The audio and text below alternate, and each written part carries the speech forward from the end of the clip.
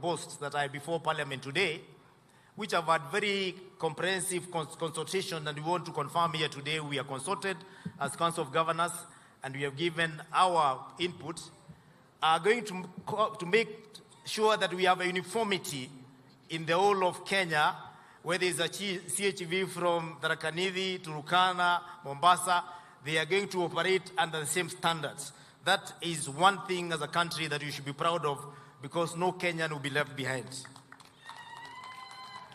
Lastly, Your Excellency, you've heard the way the CHVs from Nairobi have clapped when the issue of stipend was mentioned.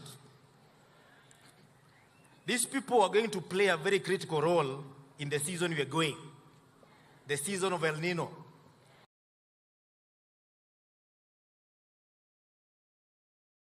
El Nino usually comes with a lot of diseases. It also comes with an environment that ensures that the diseases spread at an alarming rate.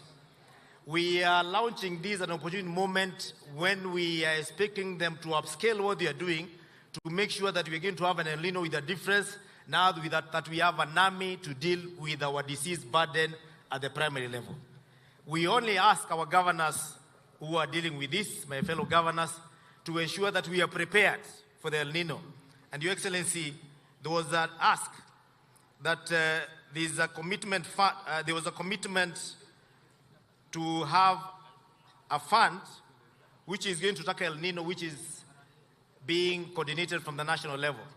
We ask that fund to be able to find its way even to the counties where the El Nino will be taking place, and we are having a boost to be able to help assist these workers to be able to work better. Lastly, on the issue of the stipend, I will not be mentioning the figures here because the custodian of figures behind me. But Your Excellency, the 50-50 model works very well. However, when the gentleman from Nairobi, the CHV number 1, stood up to speak, we observed a moment of silence because of the fallen heroes who went because they especially during the COVID, because they usually do a very risky job.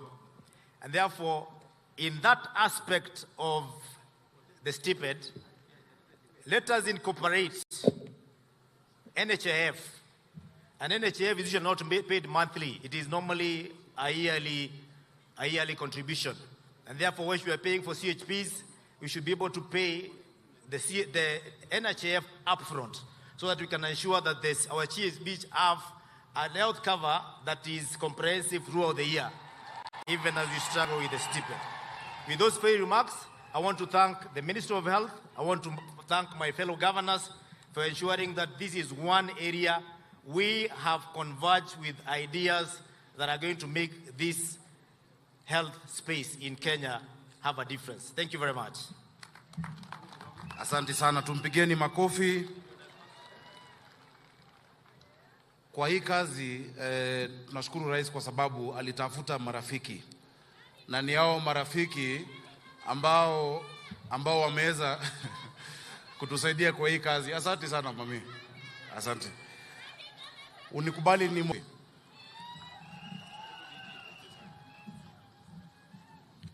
Your Excellency, the President of the Republic of Kenya, William Samoei Ruto, Your Excellency, the Deputy President Rigathi Gachagua and your spouse, Your Excellency, the Prime Cabinet Secretary,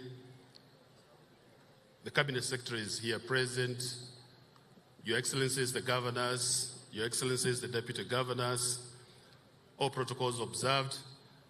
Today is a very important day for us in Nairobi as we launch this community health promoters program, and also for the rest of the country. And what I would like to say, Your Excellency, is that last week we launched the implementation plan for community health workers for Nairobi.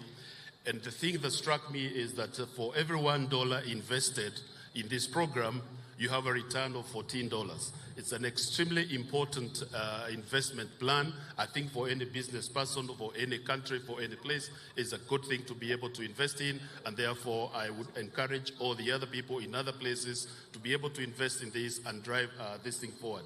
I wish you all the very best as you embark on this, and I know in Nairobi we'll continue to support you, we'll continue to increase the numbers so that we are able to serve all our people diligently. Asanteni sana. Asante sana DG. Your Excellency, vile tumesema tuna marafiki na wafadhili ambao wanatusaidia kwa hii program. Wacha nianze na Bwana Peter Ndegwa ambaye ni CEO wa Safaricom PLC. Karibu.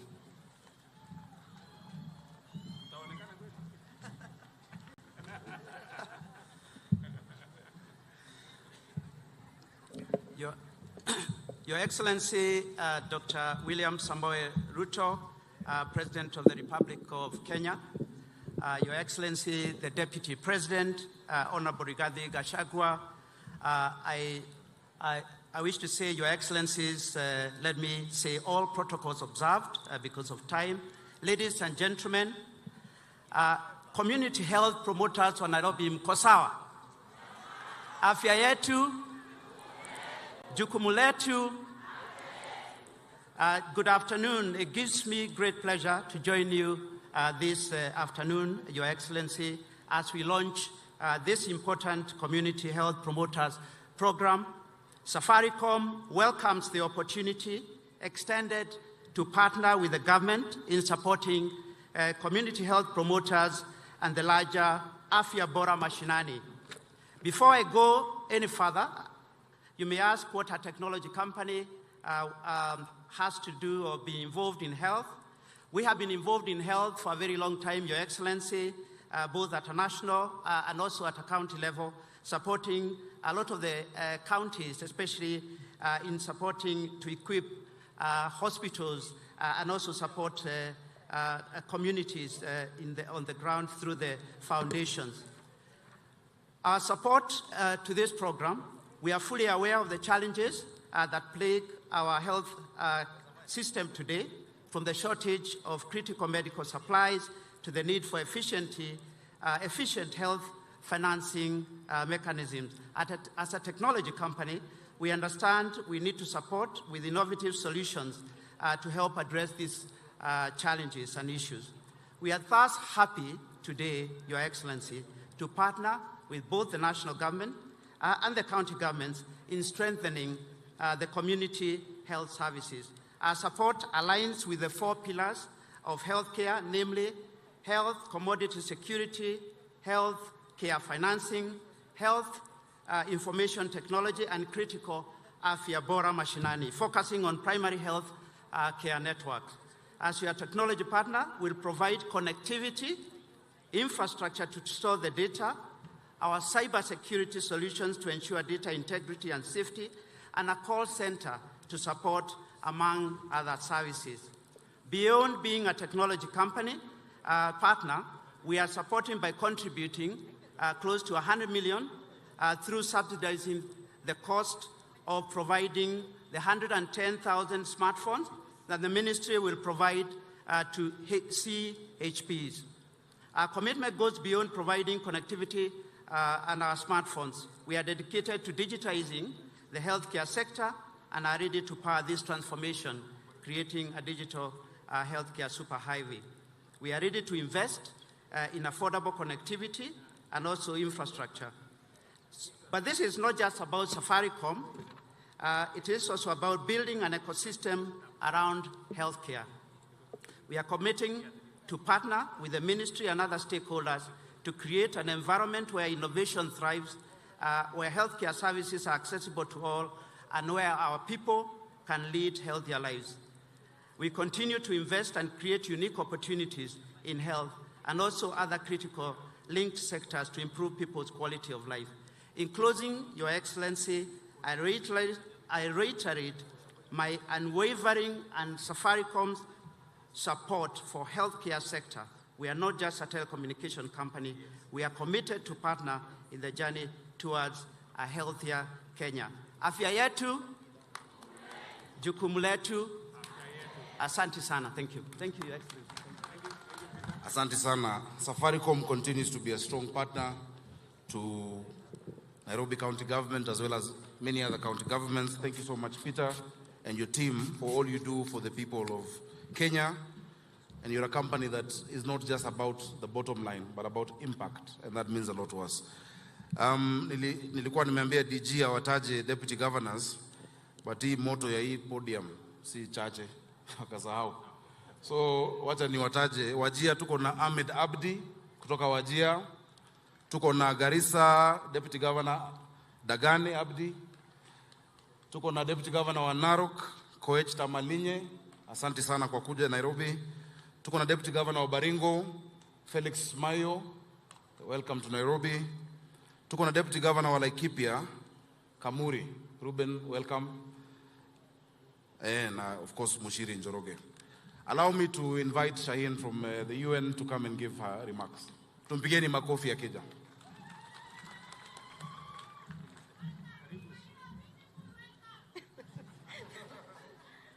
Asante sana. His Excellency Dr. William Samoei Ruto, President of the Republic of Kenya, His Excellency Deputy President Honorable Rigathi Gachagua, Excellencies, please allow me to stand on the established protocol. Hamjambo, afya yetu, chuklume yetu. Today, Excellencies, as we stand here at this historic juncture, a moment that marks a milestone in our relentless pursuit of a stronger, more resilient and equitable healthcare system designed to leave no one behind. Our vision is pretty clear. We are building a health system of the future, one capable of delivering truly inclusive healthcare. And this vision is now becoming a reality, thanks to the unwavering dedication of our community healthcare services in Kenya. And I want to take a pause and emphasize the profound progress we are witnessing today, a progress made possible through strong national government leadership and a powerful partnership with the devolved subnational governments and other key stakeholders. Your Excellency, Mr. President, I extend my heartfelt congratulations to you for your visionary and unwavering commitment to the Kenyan people, particularly in your pursuit of universal health coverage, a central pillar of the Kenya Kwanza government's beta, which is inclusive of positive social change in preventive and promoting health, ensuring that Kenyans receive health services in their doorsteps through community health promoters. Today, we see that promise is being materialized. We are formally recognizing, incentivizing community health promoters, empowering them with digital tools and essential supplies to offer services at the household and community levels. And this marks a crucial step towards establishing an equitable and efficient primary healthcare system by a well-trained, professionalized community workforce. The government's commitment to provide stipends to all 100,000 community health promoters in Kenya, coupled with the cost-sharing arrangements, heralds a transformative shift. And this shift moves us away from fragmented, under-resourced, and poorly coordinated efforts towards a collaborative approach that aims for impacts at scale. We are redoubling our efforts, those historically marginalized and underserved from accessing quality health care. And this transformation will be a game changer for pastoralists, nomads, and the remote communities in asals, informal settlements, and other underserved areas in Kenya. It is a testament to Kenya's commitment to crafting a health system that caters to the children, women, and the most marginalized. So investing in community health promoters, as was said by Governor Nairobi, is an investment in a community's health, well-being, and a step towards dismantling structural inequities and geographical disparities. It is not just about reducing public health expenses, but it is also reducing the burden on our health systems. This journey, Excellencies, is also about redoubling our trust in healthcare. It's about shifting our approach from ad hoc funding support to recognizing the need for investment in human capital. It is about co-creating solutions with our communities rather than merely providing them. And evidence has shown that investing in primary health care yields a tenfold return in investment at scale. To our community health promoters, I extend my heartfelt gratitude. Your dedication and commitment are nothing short of inspirational. And as a primary caregiver in your community, you bear the responsibility and privilege of upholding the mandate of primary health care in Kenya. I have had the privilege of interacting with some of you, and I can attest to the passion and the dedication you exude. The comprehensive range of services that we saw the Honorable President interacting with the family offers an opportunity for integrated programming, integrated financing, and integrated systems thinking, which will undoubtedly yield results for our children, adolescents, and marginalized population. Your Excellency, as development partners, our collaboration and partnership with the Government of Kenya and the civil society and academia are greatly facilitated by your clear strategic vision and unwavering leadership. Countries worldwide are now looking to Kenya as a beacon of hope and a source of inspiration on the path to universal health coverage. As UNICEF and as United Nations Agency, WHO and UNITS in the room, we remain committed to supporting the establishment and expansion of primary care network, aligning this with the priorities of the Kenya government. Our focus will be on optimizing innovative approaches, leveraging the new technology platforms, evidence-based planning, and progress measurement to enhance the delivery, implementation, and impact of these initiatives at scale. As UNICEF, we take immense pride in collaborating closely with the Government of Kenya to support this remarkable journey. Once again, in closing, congratulations on achieving these remarkable milestones, and a huge thank you and best wishes to all of you and Ministry of Health to see us that we are realizing the achievement of the universal health coverage and primary health care. Thank you. Asante sana. Wacha niite Lauren Moore kutoka kampuni yangu inaitwa Johnson & Johnson Foundation Vice President. Ms. Lauren Moore, who's the Vice President, Global Community of Johnson & Johnson Foundation. Welcome. I said it's my company because I'm also called Johnson, so I need some shares. Thank you.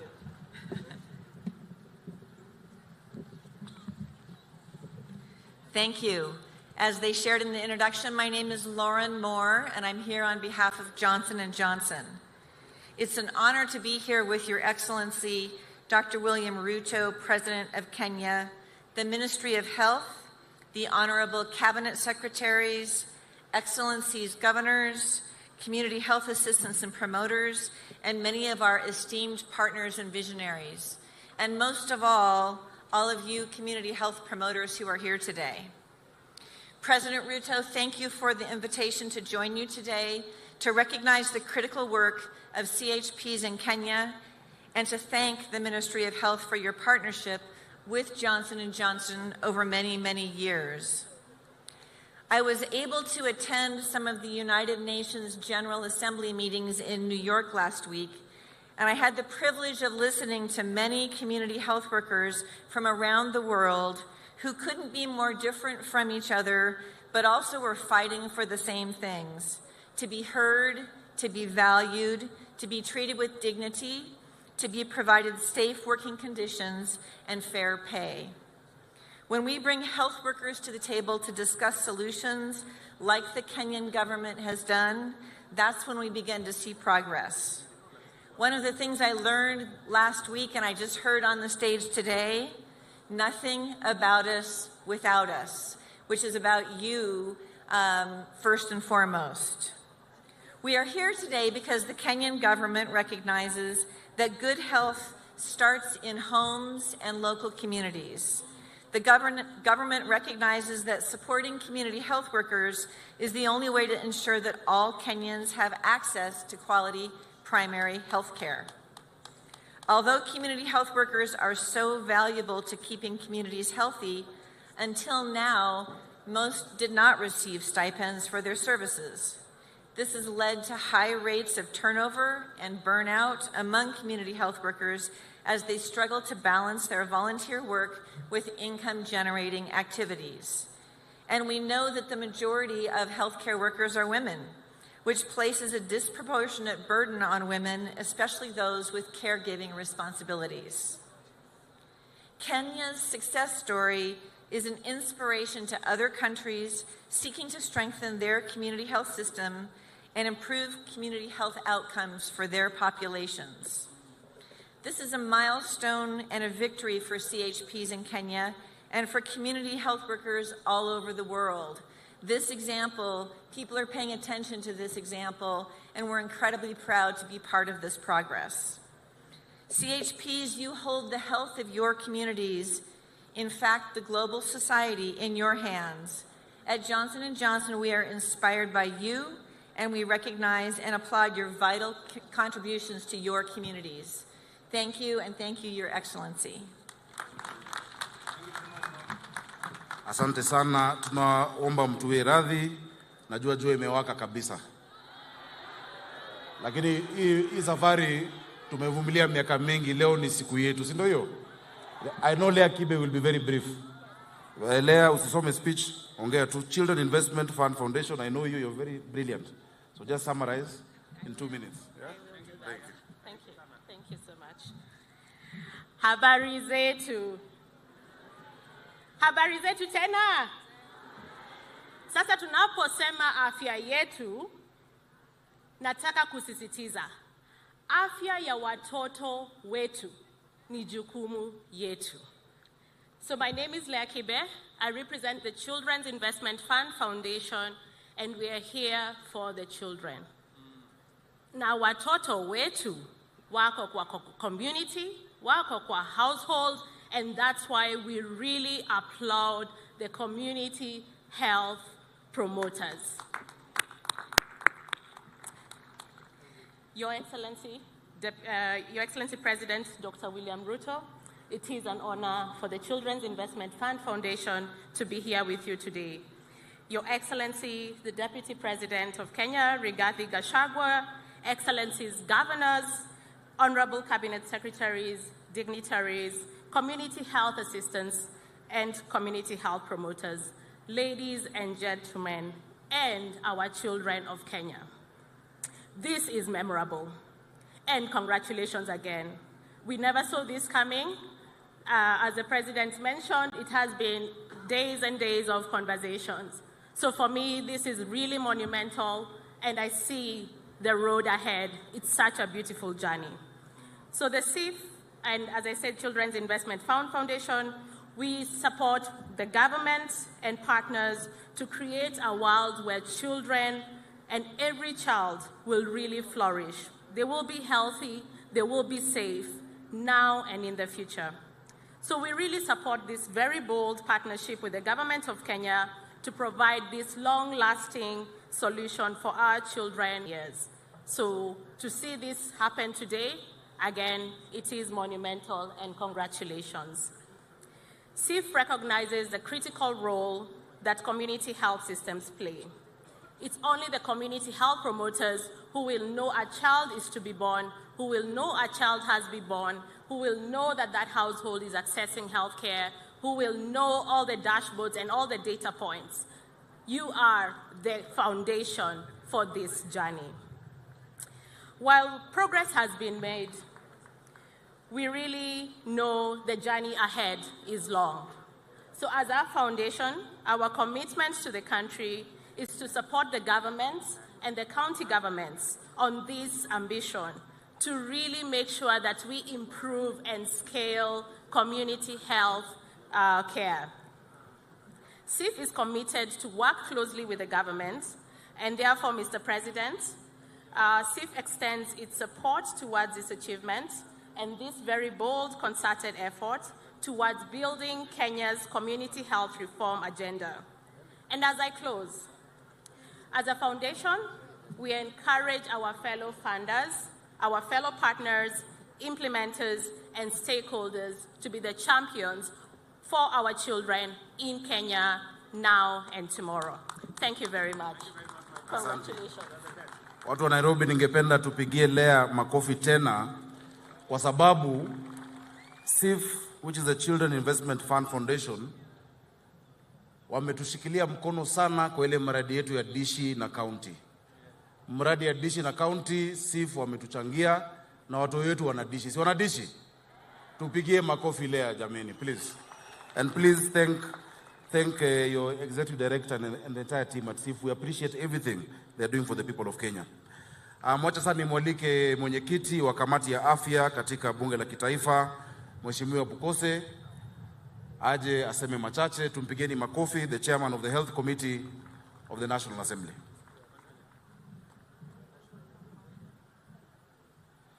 Your Excellency, President and Commander-in-Chief, Dr. William Samoei Ruto, Your Excellency the Deputy President, and all protocol observed. Afya yetu, asanteni sana.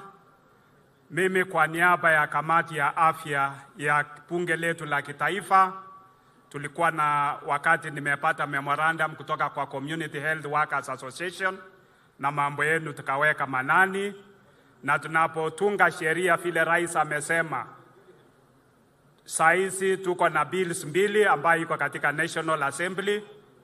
Sheria ambayo ni Social Health Insurance Fund ambayo inatoa funds 3: Primary Health Care, Critical, Chronic and Emergency Diseases Fund, na pia Social Health Insurance Fund ambayo itashughulikia afya wa Kenya right from the bottom mpaka kule juu kulingana na vile rais amepanga mambo ya afya katika jamhuri yetu ya Kenya.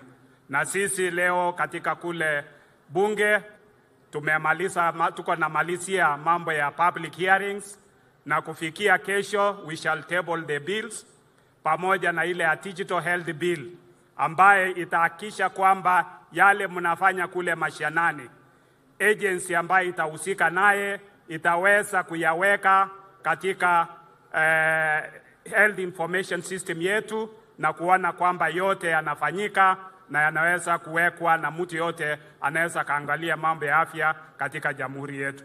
Kwa hayo mengi, nataka kuwatakia kila laheri watu wetu wa community health promoters, mufanya kazi mzuri, msaidie wa Kenya ili tuweze kuangalia afya ya taifa letu. Asanteni sana, Mungu awabariki. Asante sana mwenyekiti wa kamati ya afya katika bunge la Senate, Governor Senator Mandago. Tupigeni makofi akija.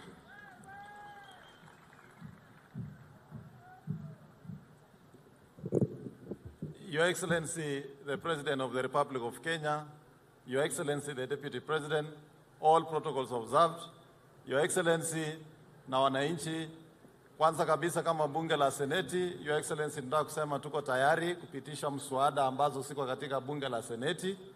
Tuko na mswada ya Facilities Improvement Fund Bill ambaye itaipa nafasi hospitali zetu kwa zile fedha ambazo zinaenda kwa hospitali siweze kutumika kwa hospitali. Na mimi nataka kusema Your Excellency, kwa hiyo mswada itatusaidia sana. Hata wale wadhamini watatuma fedha kwa minajili ya afya, itatumika kwa afya pekee. Pesa za hospitali sasa haziwezi tumika kwa mambo ya barabara ama mambo ya stima, itakuwa pesa za kutumika katika hospitali. Ya pili, tuko na Primary Health Care Bill ambayo pia tunashughulikia, na tunajua ndani ya wiki moja tutakuwa tumeweza kupitisha kama bunge la Seneti. Kwa community health promoters wetu, nyinyi ndio watu ambao watabadilisha mambo ya afya katika taifa la Kenya. And Your Excellency, mahali tunarudi ni mahali afya ya Kenya itasonga mbele. Tukiwa watoto katika shule, tulikuwa na kila Wednesday ilikuwa Dental Health Wednesday, ambao wanafunzi walikuwa wanafunzwa bila ya kuchunga afya ya meno, na hii sasa inarudishwa ile prevention, na Waswahili wanasema ni bora kuzuia kuliko kuponya. Kwa hivyo nyinyi kama community health promoters, sisi kama bunge tutahakikisha mswada hiyo imepita, mambo ya yenyu ya stipend itakuwa katika sheria, na kwa hivyo mtakuwa mnapata kwa wakati kupitia serikali kuu na serikali ya county. Your Excellency, bunge la seneti iko kule Turkana kwa bunge mashinani, na kule Turkana pia tutashughulikia hizi bili mbili. Kufikia Thursday tutakuwa tumepitisha, kwa sababu tumeweka program ya kuhakikisha bili zinapita iwezeshe UAC kufaulu. Ya mwisho, kwa Wizara ya Afya na wizara na serikali za kaunti, sisi kama bunge tuko tayari kufanya kazi na nyinyi kwa karibu sana, ili kuhakikisha yale ambayo tulijifunza wakati tulijaribu kuimplement UAC na hii kufaulu, tuweze kufaulu sasa. Governors ambao wako safari hii, Your Excellency, mimi nataka kuambia kama former governor, wako na bahati sana. To be a governor in this era, where we have a government that believes in devolution starting from the president and the deputy president himself, to have a national government that sends money to counties on time. I want to tell you, ladies and gentlemen, you are the most fortunate governors we have in this republic today. It is up to you and your teams and us to support you to make sure that for the first time, UAC succeeds and succeeds for life in this country. Thank you very much.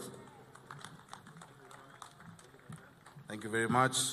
Sasa nitamwalika mwenyekiti wa baraza la magavana ama ni kongamano la magavana, Gavana Anne Waiguru, atoe hotuba yake na pia atambulishe wale magavana wote ambao wamefika. Welcome, Governor.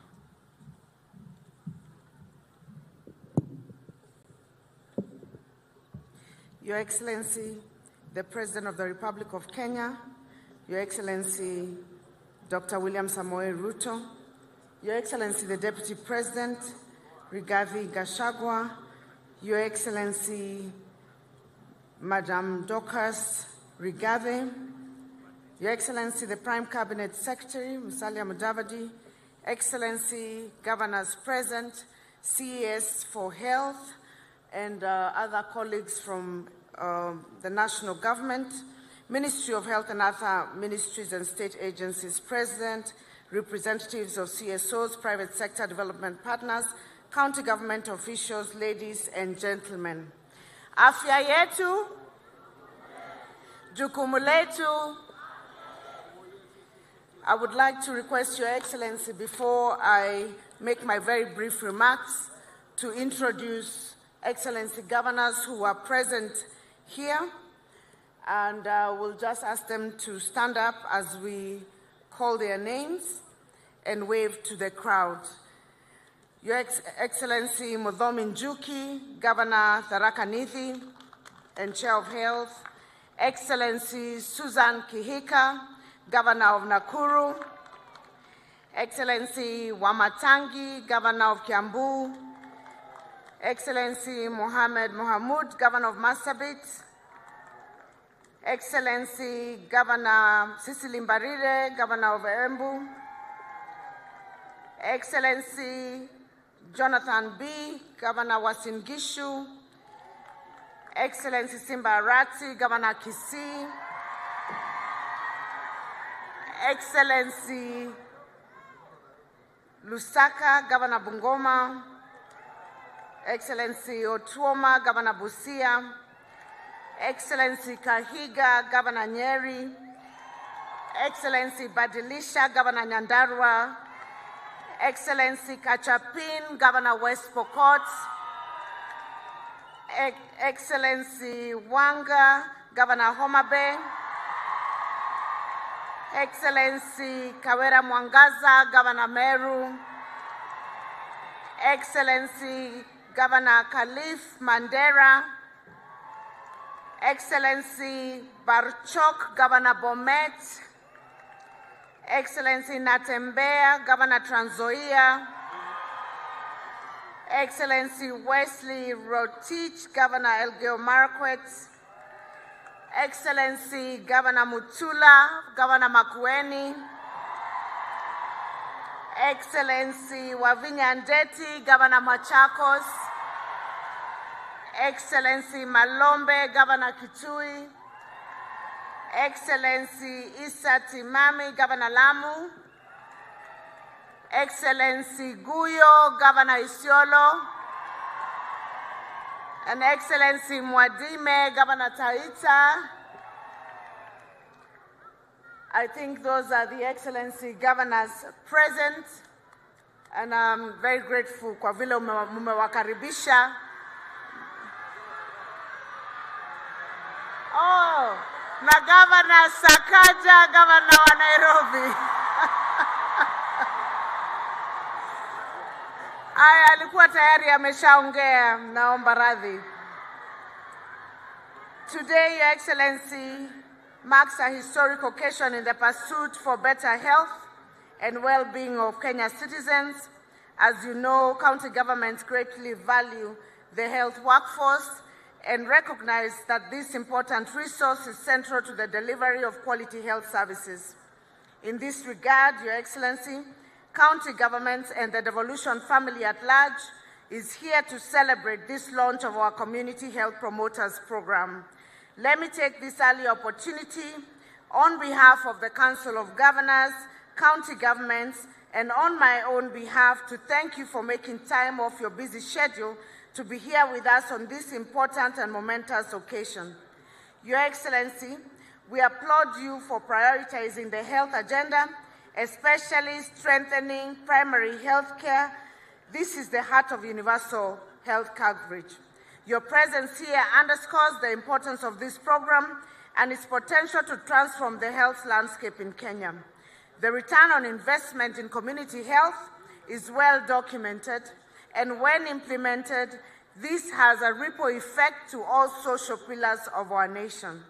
Your Excellency, the CHPs being launched here today will be a driving force behind healthier communities, and their work will undoubtedly reduce the burden on our healthcare system by preventing diseases, promoting healthier lifestyles, and providing vital support to those in need.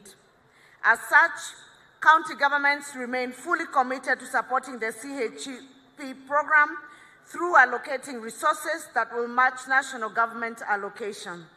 As you may already know, most counties already allocate over 30% of their total county budgets to health, despite having 14 devolved functions. Some of these resources support primary health care. Your Excellency, we know that this launch is just the beginning of a long journey, since we must ensure that all CHPs are well trained in various modules, facilitated with kits, motivated and retained. I hereby seek to urge the support of all stakeholders, including our local and international development partners, to prioritize community health as a key contributor to universal health coverage. We need both technical and financial support in actualizing this noble cause. In conclusion, Your Excellency, ladies and gentlemen, today's launch of the Community Health Promoters Program is a testament to our government's dedication to the health and well-being of its citizens. We are deeply grateful to Your Excellency, President William Samoei Ruto, for your visionary leadership and commitment to this cause.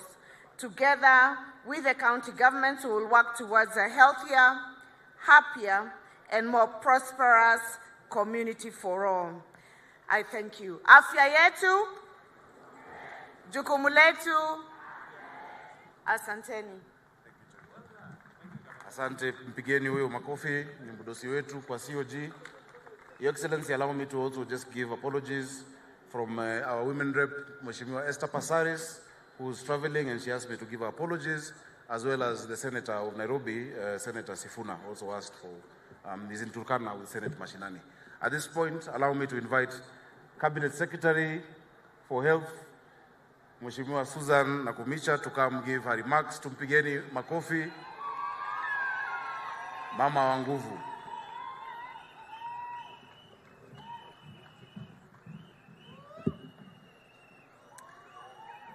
The President of the Republic of Kenya, who is also our country's Chief Vision Officer, His Excellency Dr. William Ruto, the Deputy President, His Excellency Gachagua, the Second Lady, the Prime Cabinet Secretary, colleague Cabinet Secretaries present, Excellency Governors present, Principal Secretaries present, elected and honorable members, to our Healthcare Foundation and AMI, the community health promoters. Afya yetu, jukumu letu. Asante sana. Your Excellency, this is a momentous occasion as we live up to the promise in the Kenya Kwanza plan. The flagging off of our community health promoters kit is the actualization of a cherished vision, a vision that resonates with the ideals of universal health coverage and community well-being. We will only achieve UHC through strengthening primary health care, afya mashinani, and empowering community health services, which we rightly call afya nyumbani. As a ministry, we aim to promote health and prevent diseases rather than fighting them, which will in turn address the increasing healthcare costs.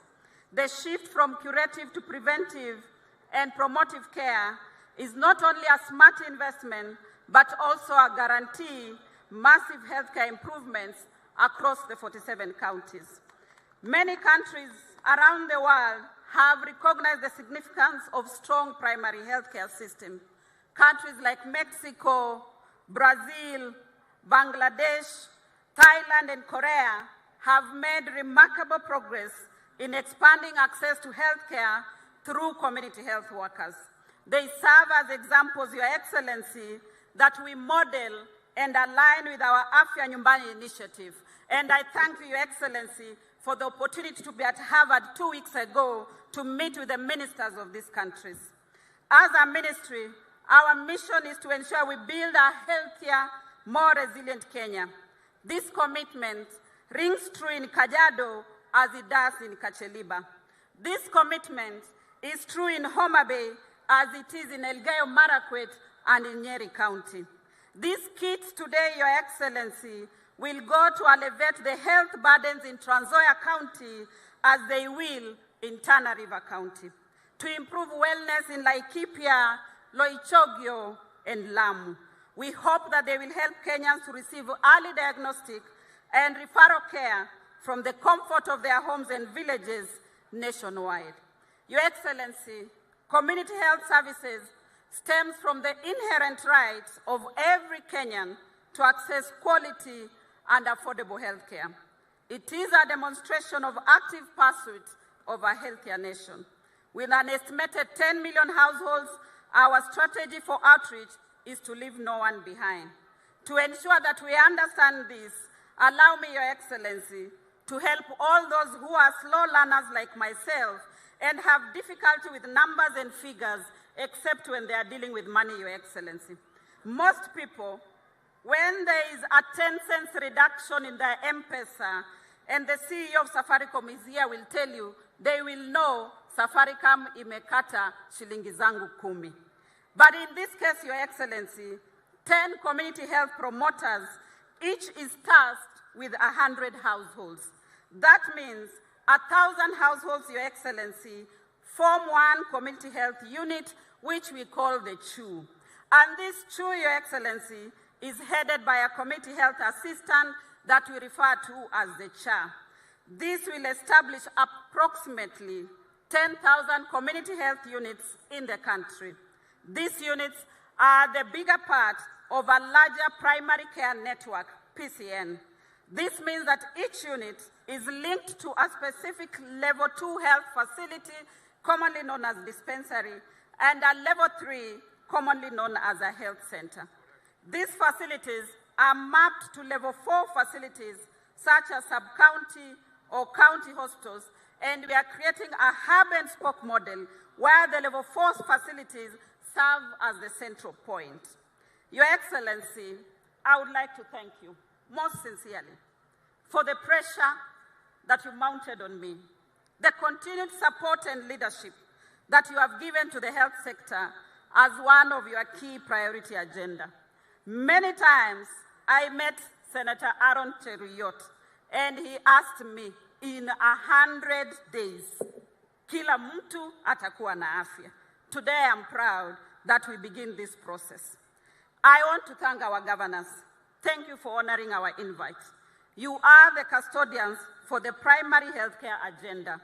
I acknowledge and laud your immense collaboration and goodwill as we continue together. Asanteni sana. But please note, we are in this together, let's do it. To the health committees in both houses, your support by running checks and balances at Ministry of Health in delivering UHC cannot be underestimated, especially now as you midwife the new bills into acts of parliament that shall form the governance structure for UHC. As a ministry, I want to thank the partners who have worked with us. I want to acknowledge CIF, to acknowledge World Bank, to acknowledge CDC, UNICEF, AMREF, PATH, WHO, USAID, Safaricom, and all the development partners for the immense support. Your Excellency, I have two very hard-working principal secretaries. I truly want to acknowledge them today for the work they have done. PS Mary Mudhoni, PS Hari Kimtai, asanteni sana. Your Excellency, allow me to single out Dr. Maureen Kimani and Dr. Salim Hussein, who have been globally recognized for their efforts in community health. In Dr. Salim's word, Your Excellency, today feels like his wedding day. Asante sana, Your Excellency. And lastly, thank you to my chief advisor, my technical advisor, the Director General, Dr. Amoth, and the entire team of Ministry of Health who are looking at us across our headquarters. Asanteni sana, team.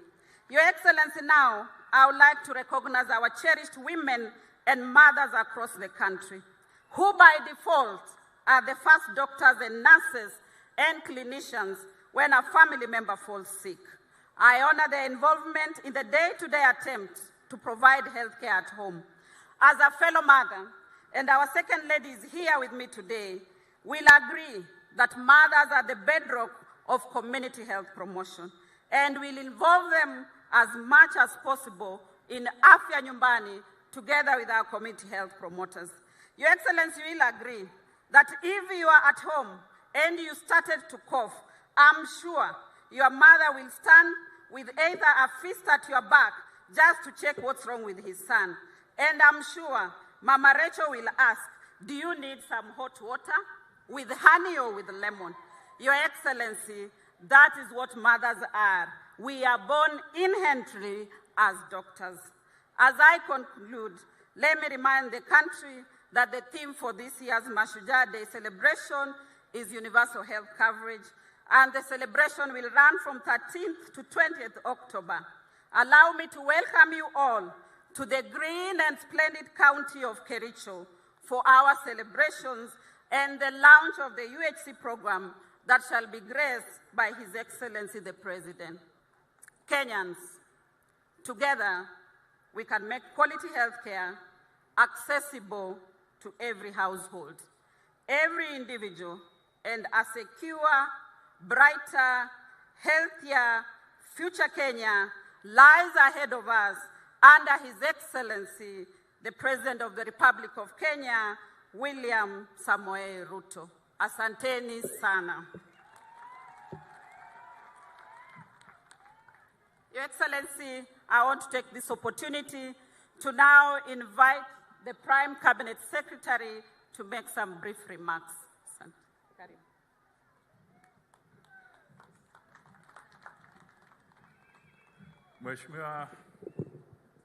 Mheshimiwa Rais wa Jamhuri ya Kenya, Dr. William Samoei Ruto, Naibu wa Rais, Mheshimiwa Rigathi, Madam Dorcas, mawaziri, magavana,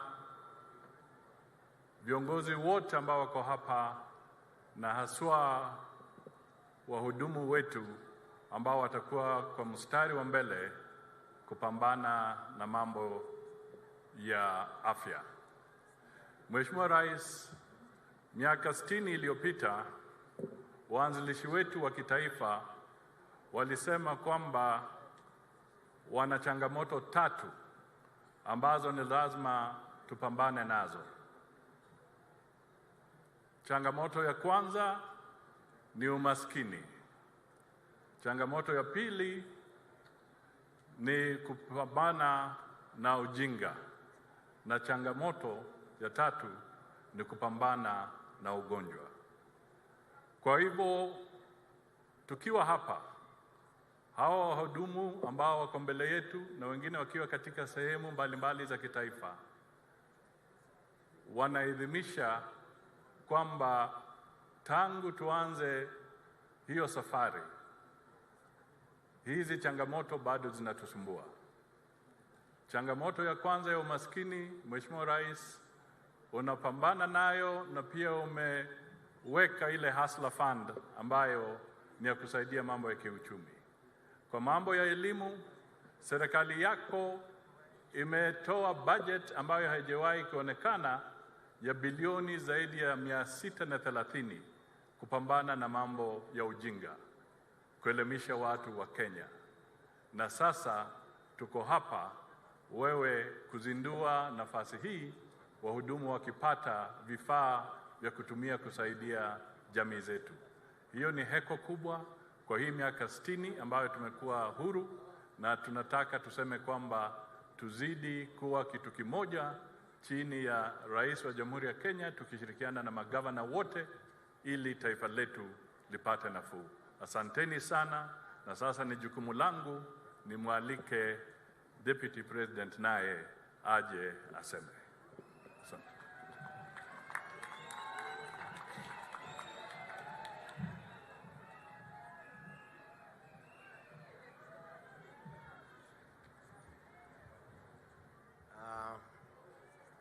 Your Excellency, the President of the Republic of Kenya and Commander-in-Chief of the Defense Forces, I've chosen to speak from here because there has been serious breach of protocol. The state podium is reserved for the head of state, but I want to exonerate all those who have spoken there because it is the President himself who invited them to speak from there and breached protocol. And as a man who was in uniform, I politely declined the invitation by the President to break protocol, and I will speak from here. And you know, those of us who work around the President, we have a very difficult task of overseeing the transformation of a hustler into a president. That is why the President is breaching protocol, because much as the hustler nation propelled one of them to State House, it is very difficult to get the hustler out of him. And that is why he is quite comfortable to get everybody to use the state podium. Your Excellency, our President, today is a very important day for this country and for your administration.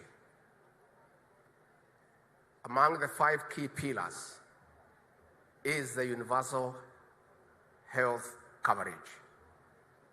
And Your Excellency, I want to tell the people of Kenya that what is happening today is not by accident.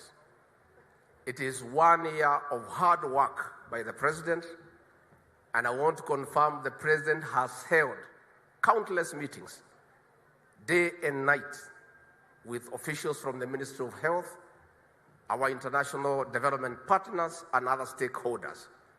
And Your Excellency, this intervention at the level 1 of intervention is a clear demonstration that you are determined to transform this country through the bottom-up economic transformation agenda. That is why this intervention is at the lowest of the pyramid, mashinani, where wananchi are. Your Excellency, it may look expensive at this stage to provide the equipment and to give stipend to the community health promoters. But Your Excellency, you are well informed that this is short term. Going forward, the cost of preventing a disease is 9 times to cure the same disease. So this is a temporary measure, and in 5 years' time, through this intervention, the cost of curing diseases in this country will come down by 50%. So again, this is an intervention that is geared towards the economic transformation of our republic. For the health care promoters, I want you to pray for President William Ruto, because for many years, nobody has ever remembered you for the voluntary work you have been doing. Our president, because of being a grassroots person and understanding the ground and the people down there, was quite aware of the struggles our promoters have gone through by volunteering their services, yet their families to feed. Your Excellency, continue listening to the bottom. Continue listening to the grassroots people. And that is how you are making decisions that are well informed and grounded with the ordinary wananchi. As I wind up, before I call the president, the governor of Tharaka Nithi talked about El Nino. The meteorological department has told us that now they have scientific information that we shall have El Nino. And Your Excellency, further to your directions, I have convened this Thursday at 10 a.m. the National Emergency Response Committee, so that we can now discuss the level of preparedness so that we don't get caught flat-footed, and we prepare as a country how to deal with the expected emergencies arising out of El Nino.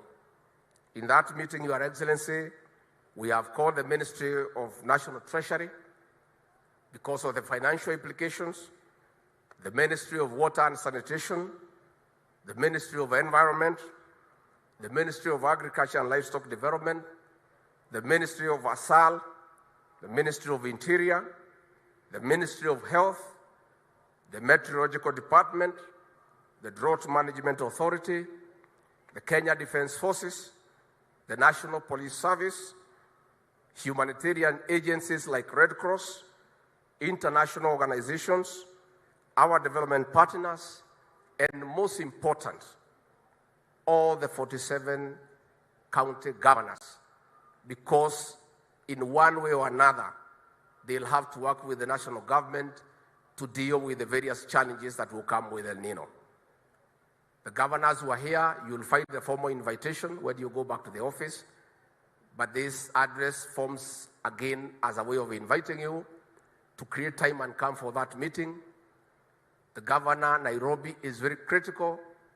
There are drainage challenges in this city and other cities of Mombasa, Eldoret, Nakuru that we need to prepare. We need to work together between the national government and the county governments so that as a country we prepare for the challenges that will come with El Nino, and we have sufficient information to the people of Kenya, those who are on high ground, those who are in areas that are prone to floods.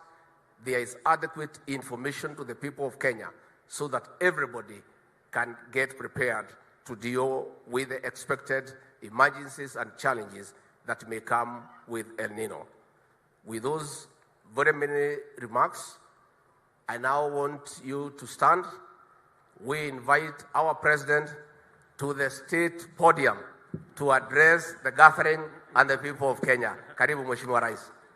Asante sana. Tafadhali tuketi chini wale wako na viti. Pongezi sana Bwana Rigiji. Tumpigie makofi kwa kuongea Kiingereza kizuri.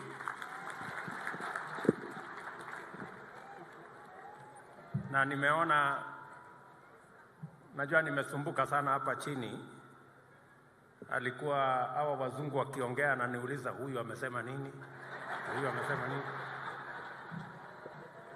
Sasa na nimemsaidia sana, naeleza huyu amesema hivi.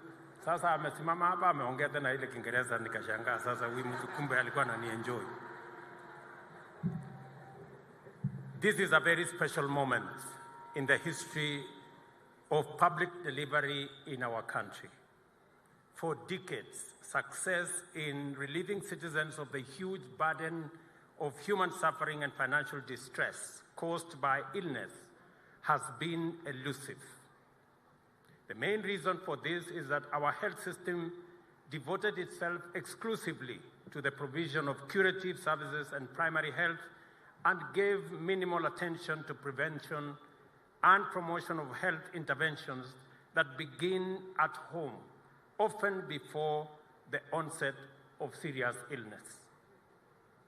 At the consultative stage of the process by which we formulated the bottom-up economic transformation agenda, Kenyans made it very clear to us that the transformation of our public health care model was long overdue.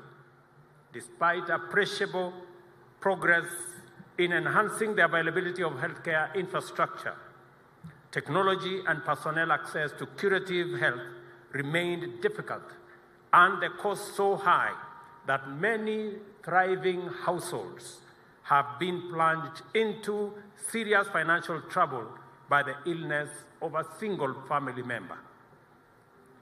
36% of our citizens are at risk of being impoverished by the catastrophic financial burden of serious illness. And in fact, statistics show that 1 million Kenyans every year sink into poverty because of chronic illnesses of their family members. Kenyans, therefore, expressed their yearning for a new approach to healthcare, one that saved costs, simplified the means of actualizing the fundamental constitutional right to the highest attainable standards of health set out in Article 43(1)(a), and we met them directly halfway at their point of need.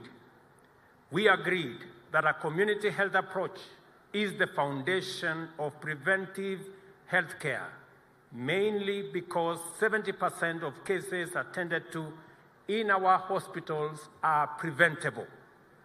At the same time, every shilling invested in community health has a return of 9 shillings saved in curative healthcare costs. We committed, therefore, to employ community health promoters as a critical component of the national primary healthcare system, in addition to employing 20,000 healthcare workers. These are doctors, nurses, clinical officers, laboratory technologists, physiotherapists, and others to bring the ratio of healthcare workers to the population to 23 for every 10,000 as recommended by the World Health Organization. The case for primary health underpinned by a well-resourced community health system at the very bottom is overwhelming. This is why our community health has received strong support from both levels of government, providing an opportunity to showcase a transformed approach to collaboration between the national and county governments. Our journey to deliver this commitment is now well underway. Today, we strike out in the new direction to execute a paradigm shift in the way we serve the people of Kenya with regard to their healthcare needs. Kenyans will now be attended to at their homes by fully trained, homegrown community health promoters who shall be supervised by qualified health workers. And I am very proud that we have 7,000 plus just for Nairobi County. And I want to say congratulations to all of you for what you are already doing for our communities. The community health promoters are facilitated to provide a defined package of preventive and promotive health services at the household level. Each promoter is mandated to serve 100 homes and will be provided with basic equipment for household health screening. 100,000 community health promoters kits will be provided by the national government through the Ministry of Health, together with smartphones to make them reachable and to enable them transmit and receive necessary information, instruction, advice, and other information relevant in the delivery of health care by community health promoters. The national and county government will co-share the responsibility for the remuneration in the form of stipends for the 100,000 community health promoters who will work in each of our 47 counties, and I must thank our governors for this partnership. By launching the essential kits to equip community health promoters, we are making a bold statement of our intent to take a big step towards winning our nation's long-standing struggle for freedom from disease using a bottom-up strategy. This is also our celebration of critical victories in the struggle. Victory for citizens' well-being and freedom from disease, for devolution and collaboration between national and county governments, for the bottom-up economic transformation agenda, and most importantly, an immense victory for the people of Kenya. Shortly, Kenyans will no longer need to travel to a health facility for basic screening and the treatment of minor ailments, as well as preventative and promotive health care. Instead, health facilities in the form of these kits and the community health workers who shall operate them shall go to Kenyans and serve them at their homes. This is the essence of a bottom-up transformation of citizen services. I urge community health promoters and healthcare workers to serve Kenyans with zeal and motivation, and to be compassionate, respectful, gentle, and thoroughly professional. I urge them to remain focused on helping our nation win the struggle for freedom from disease. I also take this opportunity to express my appreciation for the patriotism of our county governors, whose dedication to this partnership has been exemplary. And I have made a commitment to our governors that they have my personal and they have the national government's support as they work tirelessly to make sure that we keep our country safe from disease. I want also to assure our county governments that they have our collaboration as we deliver to the people of Kenya. My commitment, the commitment of the national government, is for us to succeed as a nation. It doesn't matter who takes the credit. Whoever wants to have the credit, they can have it so long as we deliver public service and we deliver on this health commitment that has been elusive for many years. I also want to thank our members of parliament. They have been exemplary. They have worked with us. They have made a commitment. They have already interrogated all the bills. I am happy that they are going on with public participation in Turkana and in other areas. And I want to assure Parliament that the executive, both at the county and at the national level, will make sure when the pieces of legislation become law, we will ensure that we keep our part of the promise to make sure we deliver health at the very bottom to every Kenyan and be organized from the dispensaries to the health centers, to the sub-county hospitals, to the county hospitals, and also to the referral hospitals that we have across the country. We have legislation that will now underpin our health delivery systems across the country, in every county, and nationally. With this spirit of collaboration between the two levels of governance, only the sky is the limit, as they say. It is now my pleasure to launch the nationwide exercise to distribute 100,000 community health promoters kits to 47 county governments for further deployment. And it is my expectation that this partnership, this collaboration, and I want to thank our partners, UNICEF, Johnson & Johnson, CIV are a great partner to us. I want to specifically thank CIV for helping us with the kits that we have, their partnership and commitment, World Bank, Safaricom, and all the people who have made this possible. Each and every one of you have made an immense contribution towards what we are witnessing here today.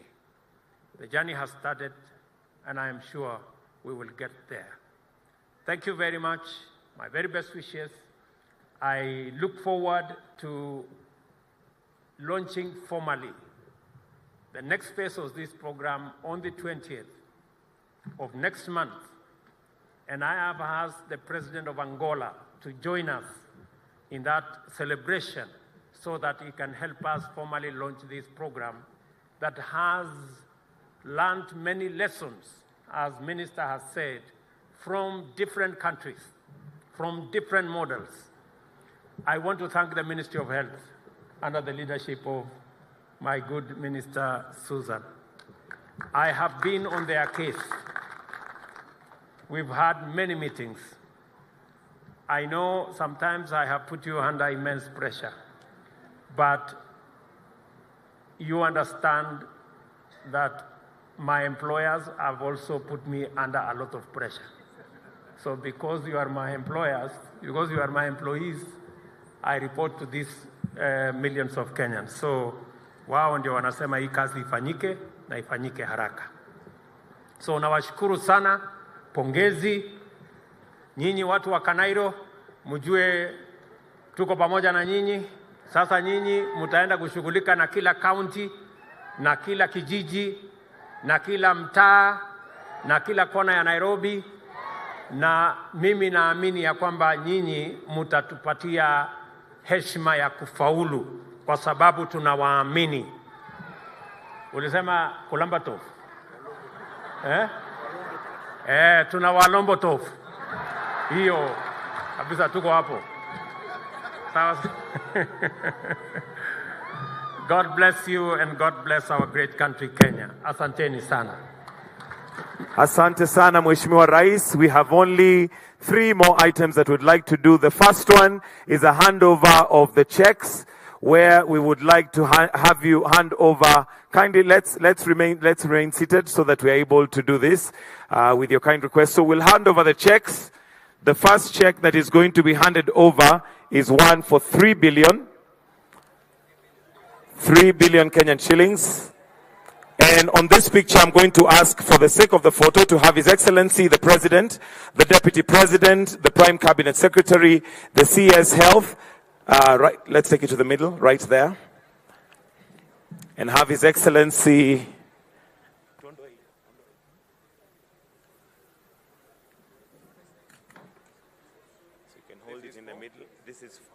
the COG Chair. This is 3 billion. Prime Cabinet Secretary, the CS Health, Treasury as well.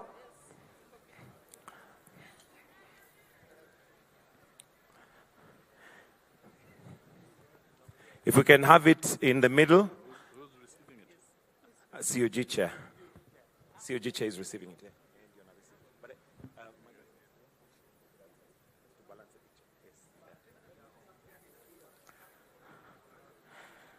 We have the Nairobi County one coming.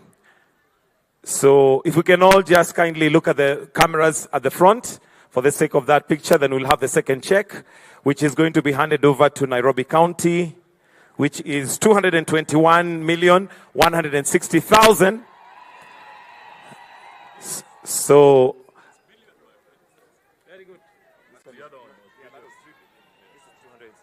and this is 221,160,000 to be handed over to Nairobi County government.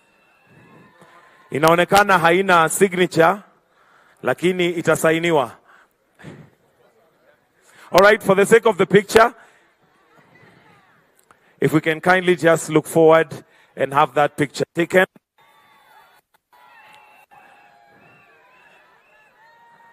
After that, Your Excellency,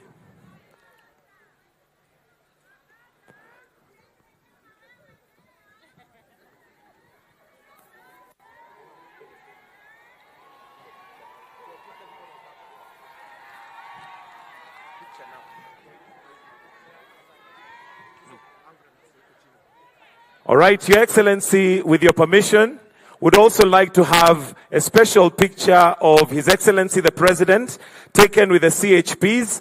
I'll request that we put the umbrellas down. I'll ask His Excellency and His Excellency to join them there.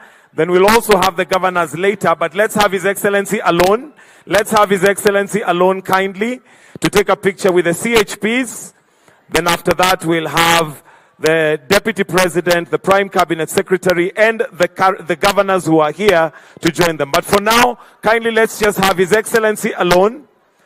Tuweke mwavuli chini ili tuweze kupiga picha moja na Rais wa Jamhuri ya Kenya. At this point, I'll also request that the truck drivers be in your trucks, ready to be flagged off. Truck drivers, let's get into our trucks, ready to be flagged off. But for now, we want to take the picture.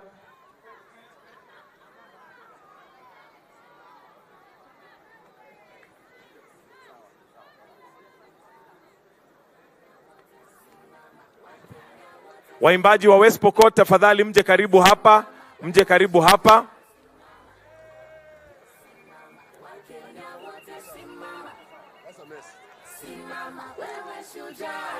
Once you're done, let me know so that we have the governors present who also join in the picture.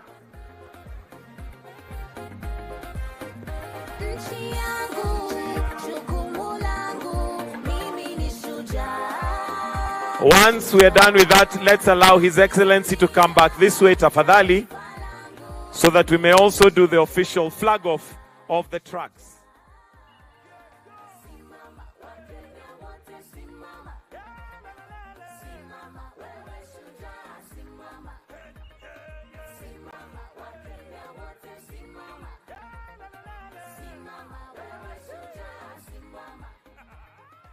Simama, Wakenya wote simama. Simama, wewe shujaa simama.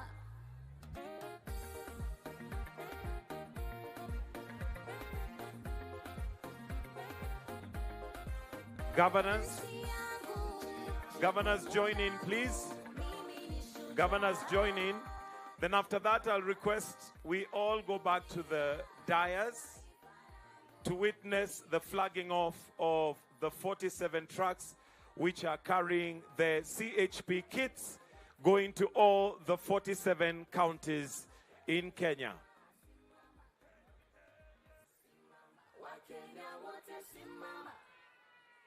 Simama, wewe shujaa simama.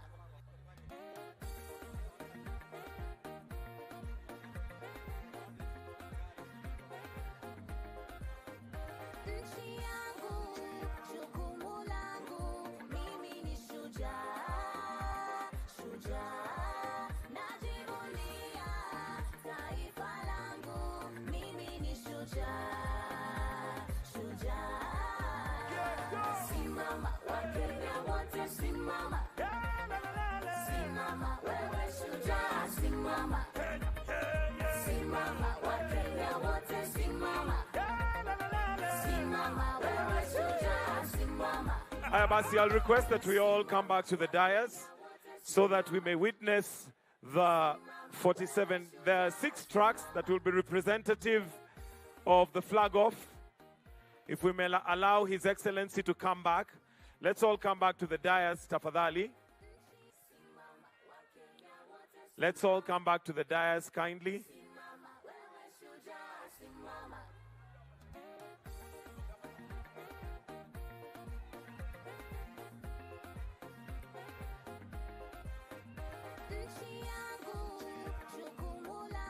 If we can kindly have the governors just line up here, but His Excellency on the red carpet. Governors, if we can just line up here as witnesses. The rest of us, please, let's come back to the dais. Governors in a line. His Excellency to flag off from... All right, let's all come back to the dais.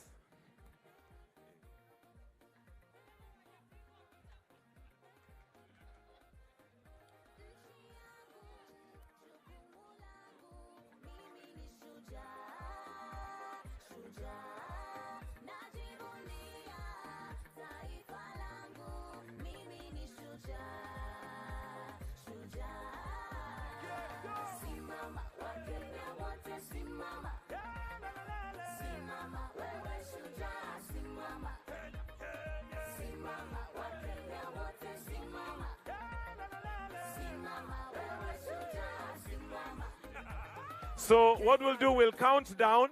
We're going to count down from 5. Then His Excellency will flag them off. And for the sake of safety, please let's not have the pyros. We're too close to the edge of the podium. So we'll count down to 5.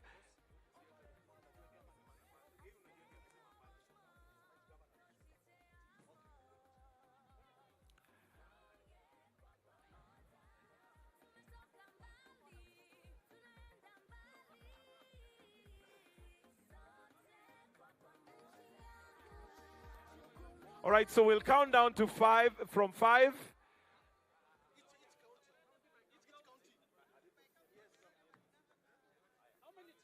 All right, so we'll have His Excellency flag them off.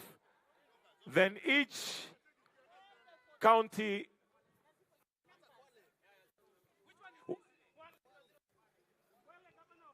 Wait. Ngoja.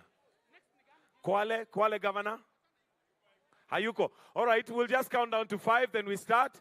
And then we'll have the celebration. 5, 4, 3, 2, flag off. County 02.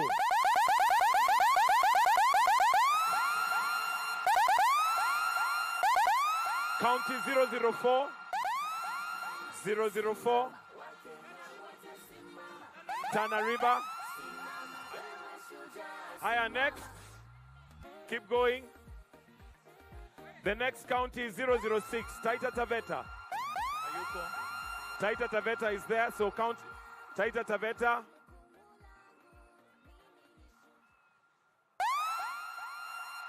And let's have Wajir County getting ready.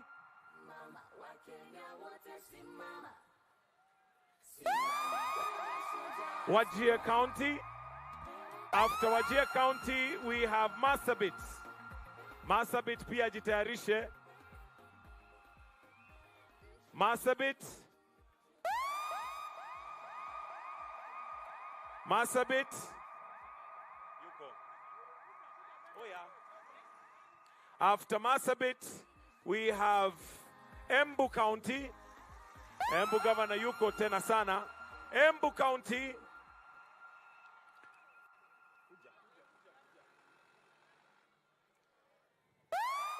After Embu County, we have 001.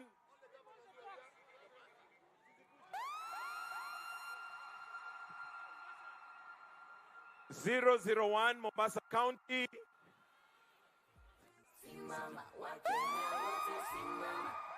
Haya iendelee. Yuko. Kilifi County. Kilifi. Kilifi. Lamu County. Lamu County.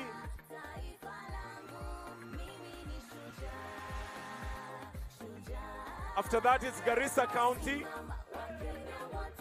Garissa County.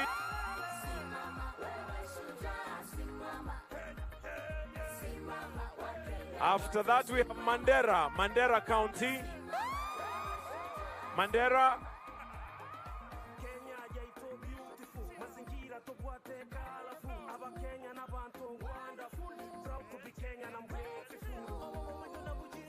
After this, it is Isiolo County.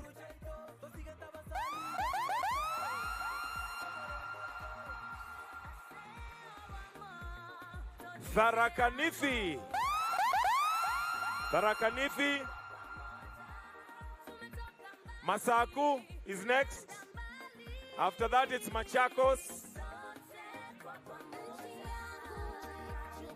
After that, it's Machakos.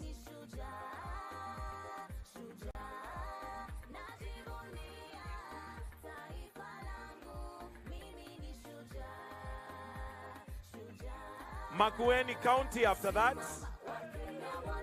County 017 ndio imefuata Makueni. Makueni County.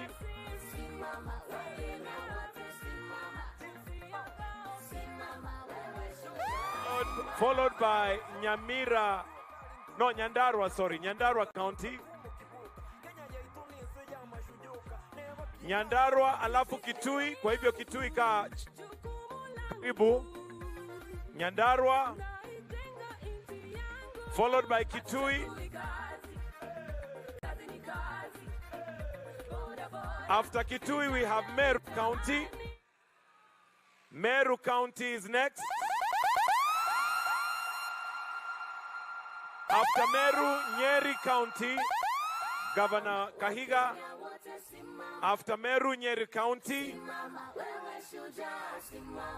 After Nyeri, we have Kirinyaga County. Kirinyaga coming up next. COG Chair. After Kirinyaga, we have Muranga. Muranga County, Kachonjo.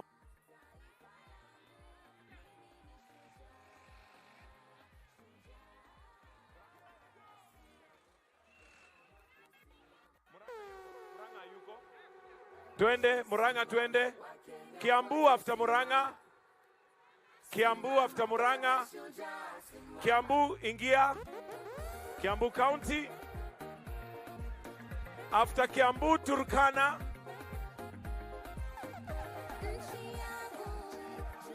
After Kiambu, Turkana. Turkana, West Pokot. After Turkana, West Pokot.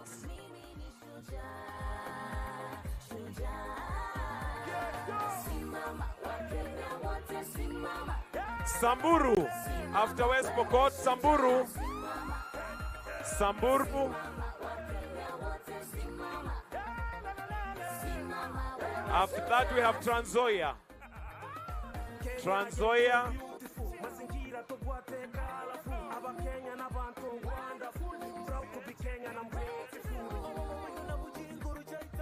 Wasingishu County. Wasingishu County. Wasingishu County is next. Wasingishu twende. After that we have Elgeyo Marakwet. Elgeyo Marakwet. After Elgeyo Marakwet, Nandi County. Nandi County, ako wapi? We have Baringo County. Nandi alafu Baringo. Baringo County. After Baringo County, we have Laikipia County. After Laikipia County, we have Nakuru County. Nakuru County is next. Madam Susan Kihika. Nakuru twende. After Nakuru, we have Narok County. Narok County. After Narok, Kajiado. After Narok, Kajiado.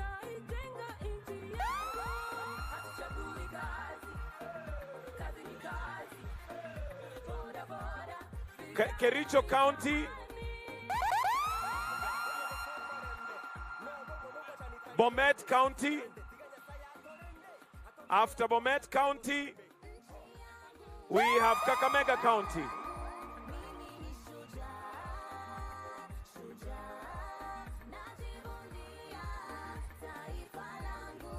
After that, we have Vihiga County. After Vihiga County, we have Bungoma County. Bungoma. After Bungoma, Busia County. After Busia, we have Siaya. Siaya. After Siaya, we have Kisumu. Kisumu County. After Kisumu, Homa Bay. Homa Bay.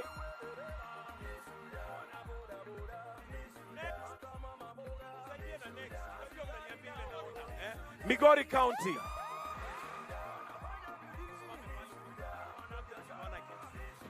Migori County. After Migori County, Kisii County. After Kisii, Nyamira County. After Nyamira, Governor wa Nairobi, yako ndio hiyo. County 047.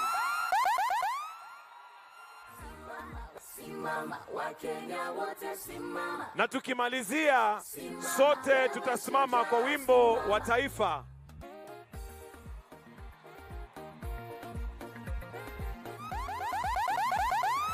Your Excellency, sir, we have come to the end of this particular occasion. So for now, let us be all upstanding to finish with a national prayer, which is the national anthem.